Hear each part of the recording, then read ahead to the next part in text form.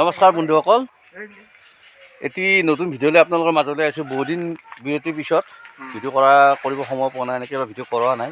তথাপি ভাবিছোঁ যে এটা নতুন ভিডিঅ'লৈ আপোনালোকৰ মাজলৈ আহিম। আৰু যথেষ্ট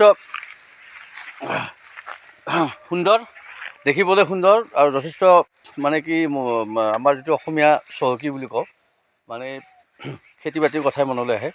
আৰু এই খেতি বাতি বিশেষকৈ এই সোণগুটি বুলি কয়। সোণগুটিটো বিশেষকৈ আমাৰ যেতিয়া আঘোণ মাহত, কাতি আঘোণ মাহত চপোৱা হয়।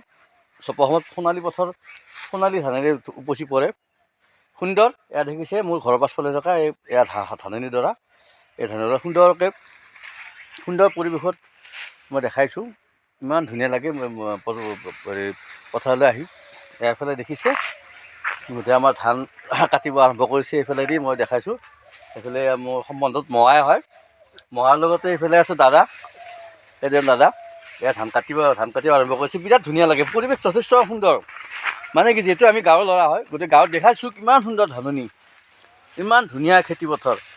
সুন্দৰ পৰিৱেশত আমি মানে কি ইমান মানে আঘোণ মাহ বা কাতি আঘোণ মাহ বুলি ক'লে মানে মনলৈ আহে ইমান সুন্দৰ মানে ধাননি ডৰা। তাৰ মাজলৈ যাম এবাৰ চাম, বিৰাট ভাল লাগে। আৰু এই যথেষ্ট কষ্ট কৰি মাটিৰ ঘাম মূৰৰ ঘাম মাটিত পেলাই যথেষ্ট কষ্ট কৰি এই মানে খেতি চপোৱাৰ ব্যৱস্থা কৰি আছে। মই এইফালে দি আহিছোঁ, এয়া মহাৰ ওচৰলৈ আহিছিলোঁ। মহা, কি ক'বা, ইমান সুন্দৰ খেতি বাতি, ইমান ধুনীয়া হেৰি। বৰ বেছি কৰিব পৰা নাই খেতি। আচ্ছা, 14 বিঘামান কৰিছিলোঁ, গোটেই বৈ অহা নাই। আচ্ছা 15-16 মান 20 মান এনেকুৱা হ'ব বিঘা প্ৰতি। কি ধান এইটো? এইটো ৰঞ্জিত ধান। হাইব্ৰিড ৰঞ্জিত ধান। মানে 14 বিঘামান কৰি কৰা গৈছে। 14-15 বিঘা হ'ব।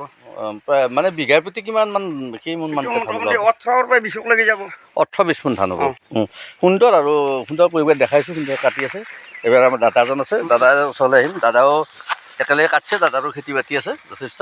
দাদা, খেতিটো যথেষ্ট কি ক'ব, ইমান কষ্ট কৰি সেই মূৰৰ ঘাম মাটিত পেলাই কষ্ট কৰি ইমান সুন্দৰ পৰিৱেশ। আজি ইমান ভাল লাগে, আজি যিটো পৰিৱেশ। আঘোণৰ মাহ পৰিল, আঘোণৰ মাহ ধুনীয়া লাগিছে। এয়া মই দেখাইছোঁ। এইটো কি বুলি কয়? এইটো ৰঞ্জিত ধান। ৰঞ্জিত, এইটো মুঠা বুলি কয় নে কি বুলি কয়? এইটো মুঠি বুলি কয়। সুন্দৰ ৰঞ্জিত ধানৰ। এনে কেইবিঘামান কৰা গৈছিল খেতি? এনে মই 8-10 বিঘামান কৰিছোঁ। আচ্ছা, বেছি কৰা নাই, কিন্তু 20 মানকৈ হ'ব লাগে। 15-16 20 মান হ'ব লাগে। মানে ধৰক 20 মানকৈ পাৰ বিঘা হ'ব পাৰে। যথেষ্ট সুন্দৰ পৰিৱেশ, সুন্দৰ চৰকাৰী পদ্ধতিত কৰা গৈছে। এনে কিবা চৰকাৰে সাহায্য পাইছে নেকি? নাই, একো পোৱা নাই। বিধান বা এনেকুৱা একো নাই, একো সুবিধা পোৱা নাই। ঠিক আছে বাৰু, আমি নিশ্চয় চৰকাৰক অৱগত কৰিম এই বিষয়ে। দেখাইছোঁ সুন্দৰ পৰিৱেশ, সুন্দৰ ধাননি ডৰা। মোৰ ঘৰৰ পিছফালে থকা এই ধাননি ডৰা ইমান সুন্দৰকৈ মানে কষ্ট কৰি বনাইছে, কষ্ট কৰিছে।